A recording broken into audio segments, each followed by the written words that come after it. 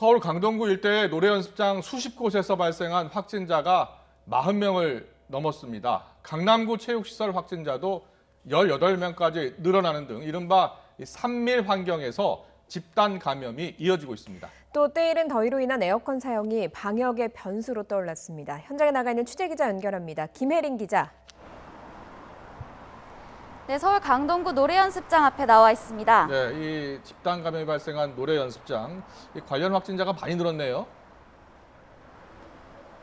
네, 이 노래연습장에서는 지난 11일 종사자 1명이 첫 확진 판정을 받은 뒤 지금까지 파악된 확진자만 41명에 달합니다. 인근 노래연습장 종사자 20명, 그리고 방문자 10명, 가족과 지인 등 11명입니다.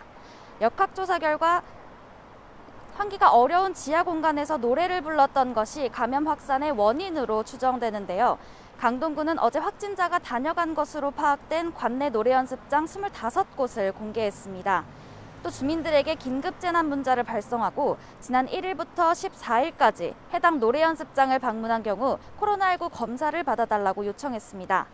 아직 역학조사가 진행 중인 만큼 추가 확진자가 늘어날 가능성이 큽니다. 네, 전국 곳곳에서도 집단 감염이 이어지고 있는데요. 무더위가 방역의 복병이 될 수 있다, 이런 지적이 나오고 있죠.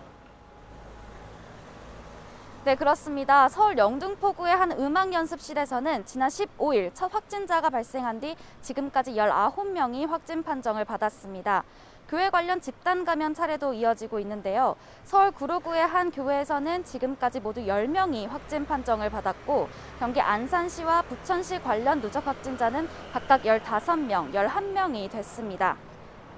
서울 강남구 실내체육시설과 관련한 확진자는 어제 하루 7명이 추가로 확진돼 누적 18명이 됐습니다.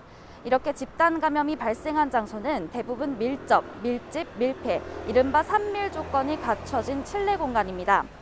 문제는 아직 5월인데도 지난 14일 서울의 최고 기온이 30도를 넘기고 잦은 비가 계속되는 때이른 무더위로 에어컨 사용이 늘고 있다는 점인데요.